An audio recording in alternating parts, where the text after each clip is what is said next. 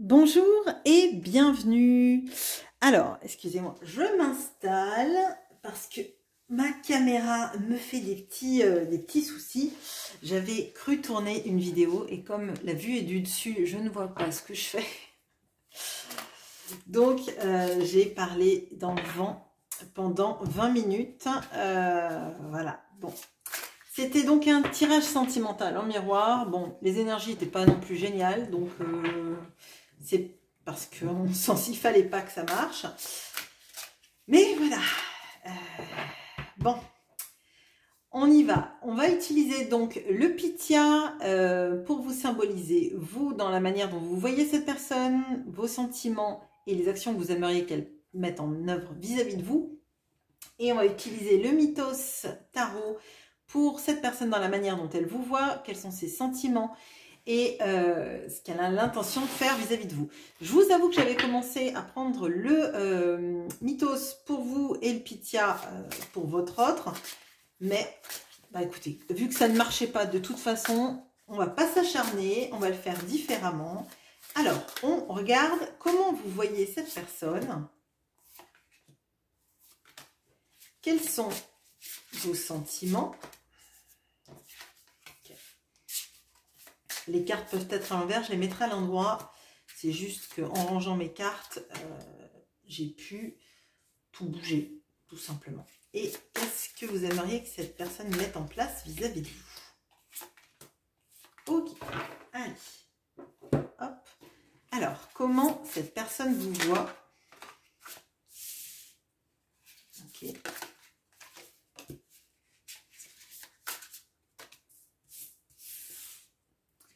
Quels sont ses sentiments, pardon.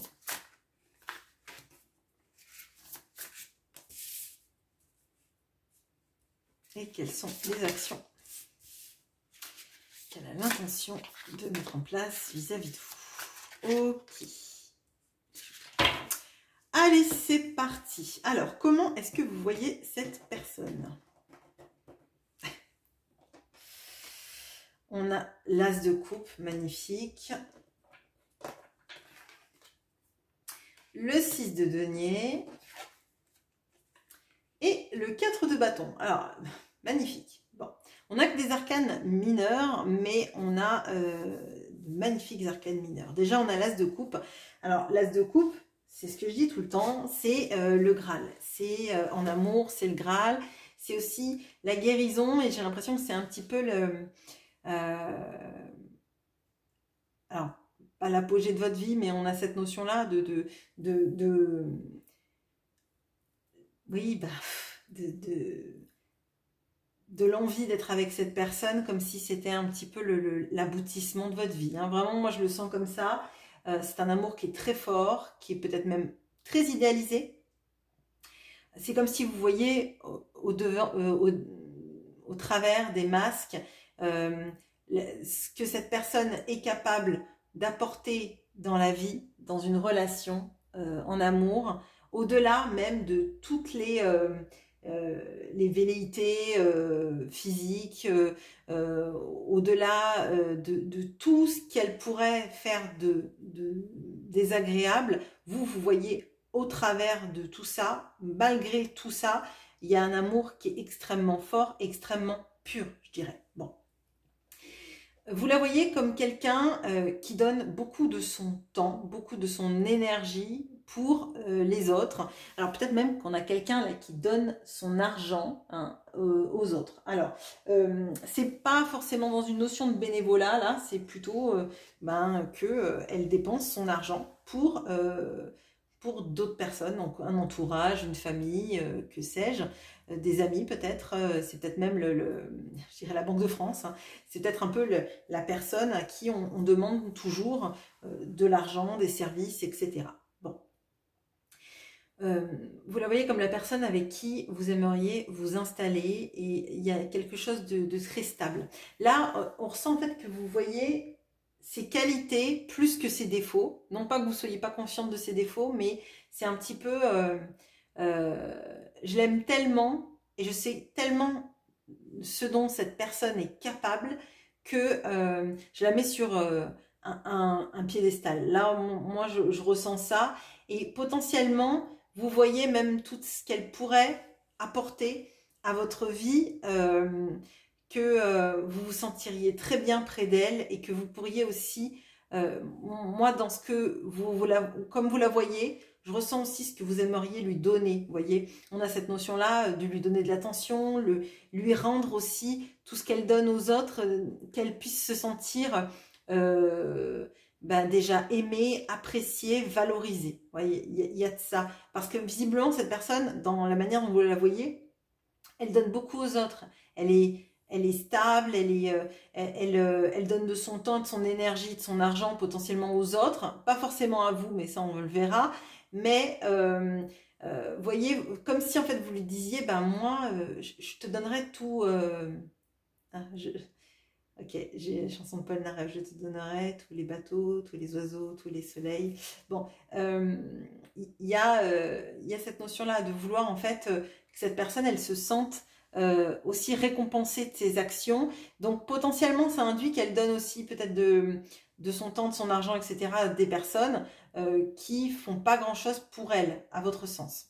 Les sentiments maintenant. Le 5 de bâton. Le 3 d'épée, ok. Et l'ermite, ok. 2 salles, 2 ambiances. Bon, alors, je pense que là, du coup, c'est pas à vous qu'elle donne tout ça. C'est pas à vous qu'elle offre sa coupe d'amour. Ou en tout cas, il y a une notion de vous voyez tout le potentiel de la relation, mais en fait, vous n'en bénéficiez pas. Elle s'occupe visiblement peu de vous, ou en tout cas elle prend peu d'égard à votre bien-être, hein.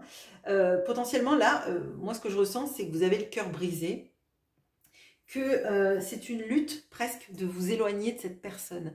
On a même potentiellement le combat intérieur pour pas communiquer, pour pas aller lui envoyer de messages, pour pas essayer de la solliciter, comme si vous étiez dans cette grotte, mais parce que vous vous obligez dans cette grotte et pas devoir alors presque quémander son attention et son amour. Visiblement, elle donne son attention à d'autres personnes. Et c'est très dur à mon sens parce que vous sentez tout le potentiel qu'il y a, tout cet amour-là que vous ressentez pour elle, qui pourrait exister dans la vie de tous les jours, mais visiblement comme elle dépense son énergie auprès d'autres personnes et pas auprès de vous, vous vous sentez dans l'obligation, hein, je dirais, de vous contenir, de contenir cet amour en vous, de ne pas lui envoyer de messages, de ne pas la contacter, de ne pas la solliciter, de ne pas lui demander des rendez-vous, comment elle va, etc., etc. Vous en mourrez d'envie, mais vous ne le faites pas. Et vous êtes un petit peu isolé, seul, à aimer quelqu'un qui prend peu cas, je dirais, et je suis désolée si c'est pas facile à entendre, mais en tout cas c'est dans votre vision à vous, on verra si c'est corrélé avec la vision de cette personne, mais voilà, en fait vous vous sentez seul, voilà. Bon, qu'est-ce que vous aimeriez qu'elle fasse vis-à-vis de vous? On a la reine de denier avec Artémis, le 10 d'épée, la force, ok. Bon, visiblement, cette personne donne son énergie dans des choses qui ne lui font pas du bien, auprès de personnes qui lui font pas forcément du bien, et qui ne font pas du bien à votre relation. Donc là, très clairement, qu'il y ait une famille, des amis, un entourage dans lequel, en fait, cette personne, elle met beaucoup d'énergie, elle fait beaucoup de choses, ça lui fait pas forcément du bien, ça l'épuise potentiellement, ça la perd aussi quelque part, moi c'est ce que je ressens. Ça empêche votre relation de passer au niveau suivant, je dirais. Ça empêche votre relation d'évoluer, ça l'empêche d'être dans son plein potentiel. Ça vous empêche de vivre ensemble dans une vie commune, très clairement. Et j'ai l'impression que cette personne, elle n'a pas la force en fait d'affronter ses schémas, ses peurs, ses doutes, la confrontation avec les autres, qui a une notion presque de routine de vie sur laquelle en fait on ne transige pas, d'accord? On ne quitte pas cette routine de vie, on ne quitte pas cette façon de faire, cet engagement auprès des autres, on ne le quitte pas.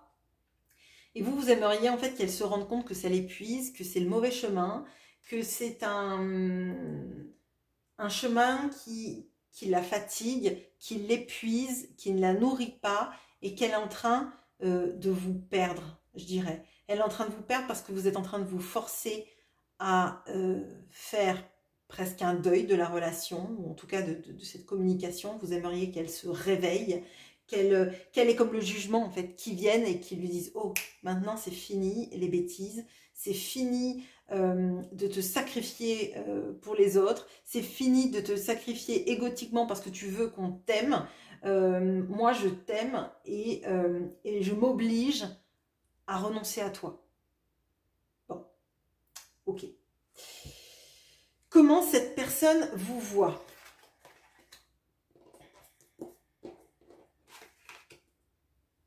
Ok.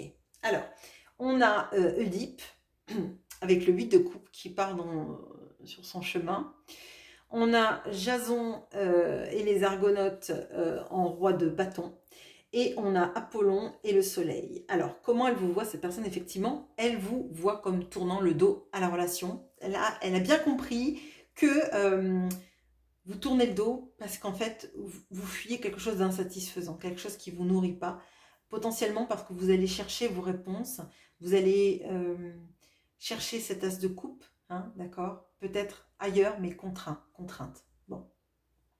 Cette personne, elle voit que vous vous détournez d'elle, non pas dans l'amour que vous ressentez, mais parce que vous vous forcez à essayer de voir s'il y a d'autres chemins ailleurs, d'accord? Là, c'est l'insatisfaction qui vous pousse à voir si, non pas l'herbe est plus verte à côté, mais si à côté, on vous laissera vivre une vie heureuse, épanouissante, dans laquelle l'amour est possible au quotidien, je dirais, parce que l'amour dans votre cœur, il existe, hein, même si vous luttez, on sent que le cœur est blessé, mais le cœur vibre encore pour cette personne. Dans la manière dont vous le voyez, c'est très clair.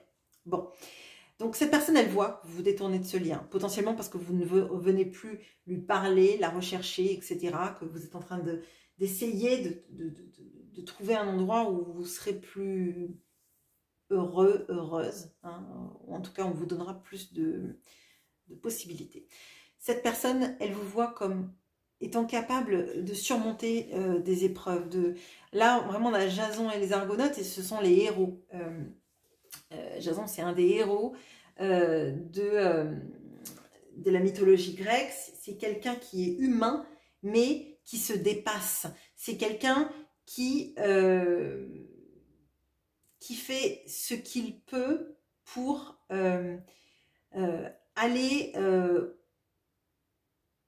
se challenger, essayer de toujours aller plus loin. Et vous êtes ça, vous n'avez jamais reculé devant les obstacles dans votre vie, peut-être parce que vous n'avez pas eu le choix, je dirais, mais enfin on a toujours le choix de s'arrêter et de mendier, je dirais, là en l'occurrence, hein, mais cette notion-là, elle n'est pas chez vous. Vous êtes quelqu'un d'actif, mais d'actif aussi dans vos pensées, c'est-à-dire on ne reste pas sans rien faire, on peut pas avoir une vie où on est presque dépendant, et vous, c'est pas ça, vous ne voulez pas qu'on ait pitié de vous, vous voulez pas être une victime, je dirais. Hein.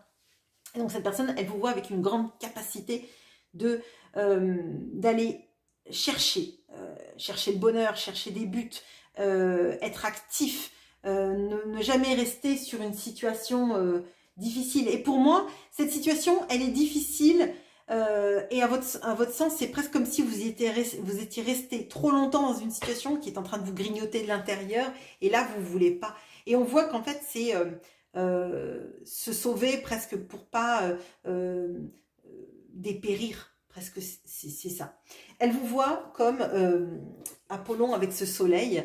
Elle voit que vous êtes extrêmement solaire, que auprès de vous, en fait, cette personne, elle se sent réchauffée comme auprès de personne d'autre. Et là où c'est intéressant, c'est pourquoi alors qu'elle voit ça. Hein, quand on voit le soleil chez quelqu'un, on n'a pas envie d'aller chercher la pluie ailleurs. Et là, je vous dis ça, il est en train de pleuvoir, on est au mois de juin. Et il fait 13 degrés, tout est magnifique.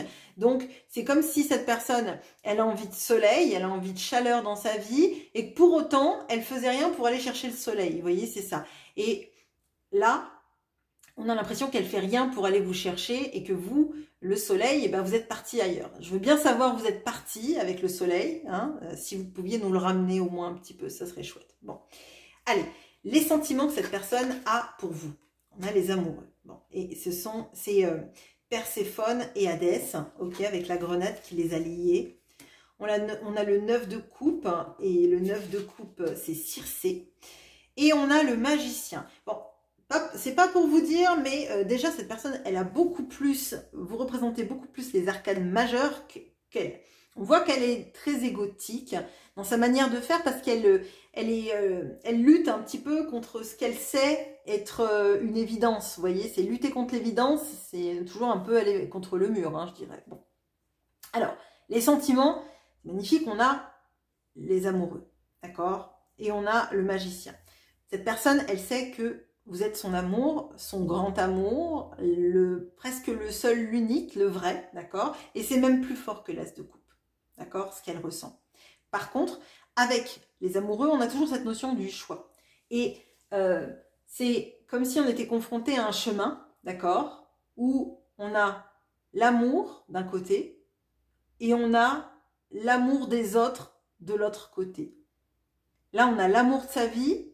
Et là, et l'autre chemin, on a l'amour qu'on espère que les autres vont nous donner parce qu'on s'occupe d'eux, qu'on les cajole, qu'on les entretient, qu'on est un peu leur sauveur, leur Superman, je dirais. Et voilà. Donc là, effectivement, elle sait que vous êtes l'amour de sa vie, avec les amoureux, c'est une évidence. Par contre, est-ce qu'elle va prendre le choix de se dire que c'est ça qui la nourrit, hein, c'est le soleil auquel elle se réchauffe, c'est le cœur qui vibre, le cœur qui n'est jamais en fait en arrêt, je dirais, hein, qui est toujours dans un bonheur incroyable, ou est-ce que on va continuer à donner aux autres et finalement à se priver de la chaleur du soleil et rester dans une pluie sans fin. Bon. On a le 9 de coupe avec Circé. En l'occurrence, là, on a cette notion de... alors, avec le 9 de coupe, on a la notion du rêve devenu réalité. Mais, vous voyez, Circé, elle est quand même très revancharde. Hein. Et d'ailleurs, c'est marrant parce que c'est Circé là aussi. Mais l'image n'est pas la même. Et oui, je sais ce que je viens de voir. C'est Circé sur les deux images. Mais... là, Circé, dans le Pythia, elle incarne la force. Et vous voudriez qu'elle ait la force de dépasser cette sorte de peur. Alors, Circé, là, elle a peur des hommes. Hein, elle a peur des hommes. Je ne me rappelle plus vraiment de son histoire, mais bon, pour changer les hommes en pourceaux, il doit y avoir quelque chose ben, on a abusé d'elle ou on lui a fait du mal, etc. etc. Je ne sais plus, il faudra que je relise ça, mais je ne m'en rappelle plus. Si vous le savez, dites-le moi. Et vous, en fait, vous voudriez quelle est la force de dépasser la peur. Là, dans l'amour, elle est Circé, d'accord? Mais elle est Circé avec ses peurs. C'est-à-dire qu'on veut les choses, on veut que ça marche, mais on veut que ça se passe bien. Sauf qu'en fait, elle change tous les gens qui l'approchent en sanglier, en pourceau, en cochon, voilà. Et donc, elle ne les laisse pas s'approcher. C'est-à-dire qu'en fait, l'amour, il est presque plus fort ce qu'elle est prête à faire dans sa vie. Je ne sais pas si je suis claire. Je vous l'expliciterai en commentaire si vous me le demandez, mais à mon sens, on a ça. On a l'arcane mineur, là, égotique, qui contraste avec ce que vous aimeriez qu'elle fasse, c'est-à-dire dépasser ses peurs pour aller vers ceux qu'on a toujours rêvé d'avoir. Et en l'occurrence, on a toujours rêvé d'avoir le soleil dans sa vie et l'amour dans sa vie auprès de soi. Mais la peur est plus forte. Vous voyez, là, dans son tirage à elle, la peur est plus forte. Elle est entourée de deux arcanes majeurs et pourtant, égotiquement parlant, elle est plus forte parce qu'elle incarne cette peur, elle incarne cette crainte finalement, peut-être de devoir choisir, tout simplement. On a le magicien. Le magicien, là, c'est Hermès. Voilà, c'est Hermès. Et Hermès, donc, c'est... alors, c'est le dieu des Gémeaux, hein, mais c'est le dieu des voleurs, c'est le dieu des messagers aussi. Et j'ai l'impression qu'en fait, ne serait-ce qu'exprimer son amour est difficile. Et pourtant, le magicien, c'est le dieu des... Enfin, c'est l'arcane qui incarne aussi le beau parleur. Mais peut-être que c'est plus facile de bien parler, enfin de parler pour séduire que de parler des sentiments. Vous voyez, quand on est dans la séduction, c'est facile. Et puis quand on est dans le dévoilement de soi, c'est plus compliqué. Dire qu'elle vous aime, que vous êtes son soleil, qu'elle doit choisir effectivement entre une situation dans laquelle elle donne à tout le monde, mais pas à vous, et l'engagement, c'est compliqué. Dire aussi pourquoi elle a peur, pourquoi elle a tellement peur d'aimer, pourquoi elle a tellement peur de se laisser approcher, c'est compliqué visiblement. Bon, donc là effectivement, il y a des gros sentiments, mais il y a cette peur, cet ego qui est toujours présent, même dans le cœur. Alors, qu'est-ce qu'elle a l'intention de faire vis-à-vis de vous, cette personne? Bon, alors déjà, on a le diable, bof, bof, bof, et je crois que c'est Chronos, je vérifie, mais je pense que c'est ça, le diable. Oui, c'est Chronos, donc c'est Chronos, c'est celui qui a mangé ses enfants, et qui s'est fait punir par Zeus, son fils, celui qu'il n'a pas mangé, parce que Rhea a donné une pierre à la place de Zeus à manger à Chronos. Bon, cette personne, qu'est-ce qu'elle a l'intention de faire? On a le diable, ok. On a le 2 de denier avec Charybdis et le navire d'Ulysse, d'Odysseus, et on a le pendu, super, génial. Bon, qu'est-ce qu'elle a l'intention de faire? Bon, alors là, je vous dirais, cette personne, elle est terrorisée par l'action. Je ne peux pas vous le dire autrement. On a aussi une notion de vengeance, elle a peur de la vengeance. Alors si elle a peur de perdre la vengeance, vengeance, j'y vais fort quand je dis vengeance, mais voyez, là, c'est Chronos qui se fait hanter, qui se fait punir par ses enfants, les enfants qu'il a mangés, donc Déméter, Poséidon, Hadès, etc., etc. Elle peut avoir peur que sa lignée, je dirais, donc son environnement, si ce sont à ces personnes-là qu'elle donne enfants, parents, frères, sœurs, etc., se venge d'elle, lui fasse du mal, la délaisse, la culpabilise, tout simplement. Hein. Donc, on ne bouge pas parce qu'on a peur de ça. Là, on a encore 2 arcanes majeures qui sont au même endroit, d'accord? C'est vous choisir vous ou choisir visiblement cette famille ou cet entourage, hein, cette façon de faire. Voilà. Moi, je pense plutôt famille parce que là, ça me le montre beaucoup. Et on a le pendu qui est Prométhée, Prométhée qui a apporté le feu aux hommes, hein, qui a apporté la chaleur aux hommes, voilà, qui est puni. Donc on est puni parce que on a apporté la chaleur. Est-ce que elle n'a pas peur, cette personne-là, de se réchauffer à votre soleil? Et que, pour moi, c'est ça. Hein, pour moi, elle a peur d'accepter cet amour, d'accepter de vivre cet amour et qu'on la punisse de ça, qu'on se détourne d'elle parce qu'elle a choisi votre amour, hein, à tous les autres. Moi, très clairement, je vois ça. Alors, je vais aller éclairer, je ne vous laisse pas comme ça. Mais très clairement, elle est entre Charybdis et Scylla. Hein. Elle est entre le fait que vous vous détourniez, qu'elle vous perde, et que c'est un malheur pas possible pour elle, et le fait de vous choisir et de perdre tous les autres.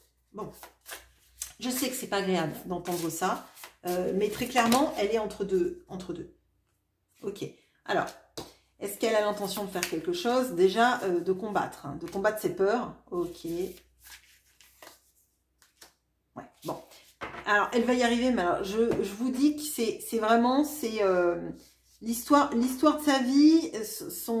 Ça va être une histoire d'héroïsme et d'affronter... alors, on a Méduse. Hein, on a percé avec Méduse. Devoir couper la tête de ce qui nous fait peur, c'est couper sa propre peur. Hein. En couper avec sa propre peur, c'est pas couper avec tous ces gens-là qui sont, a fortiori, pas forcément toxiques, mais elle les imagine comme pouvant lui faire du mal. Vous voyez ce que je veux dire? C'est plutôt dans cet esprit-là. Et en fait, elle est mue par cet amour, parce que le 6 de coupe, Ça peut être un lien d'âme, ça peut être, je ne sais pas si vous voyez les cartes, je ne vois pas en haut, donc on a vraiment cette notion-là, vous voyez, de couper la tête à ses peurs, hein, donc ces peurs qui sont toutes sur cette ligne-là, parce qu'elle sait que vous êtes la bonne personne pour elle, vous êtes son amour, et peut-être même son amour de jeunesse, vous êtes peut-être la personne la plus importante de sa vie, d'accord et cet amour, il est grand, et c'est encore Perséphone là, donc on a vraiment cette notion-là, vous voyez, Perséphone. On a vraiment cette notion-là de, vous êtes la bonne personne pour elle, elle le sait, mais c'est un sacré challenge qu'accepter de se réchauffer à votre soleil, en fait. C'est sacrément dur pour elle d'accepter d'être heureuse. Et là, c'est dur ce que je vais vous dire, mais c'est plutôt entre elle et les autres qu'entre elle et vous. Parce que vous, c'est un peu comme si elle sentait qu'elle vous avait déjà perdu et que c'est vraiment sur le fil pour vous rattraper qu'il faudrait qu'elle vous rattrape parce que sinon vous allez faire votre vie ailleurs. Mais c'est plutôt la peur que tout le monde lui tourne le dos, que plus personne ne l'aime. Vous voyez, c'est plutôt c'est plutôt centré sur ça. C'est pas, elle n'est pas dans l'empathie vis-à-vis de vous à se dire que vous souffrez, etc. Hein. J'en suis navrée, hein. Mais elle est même pas dans ça. Parce qu'elle a l'impression que comme vous êtes le soleil, bah, vous allez briller ailleurs. Vous voyez, c'est ça. Bon, ben voilà, voilà ce que j'ai pour vous. Je vous souhaite une très bonne journée. Je vous retrouve avec grand plaisir en commentaire. À bientôt.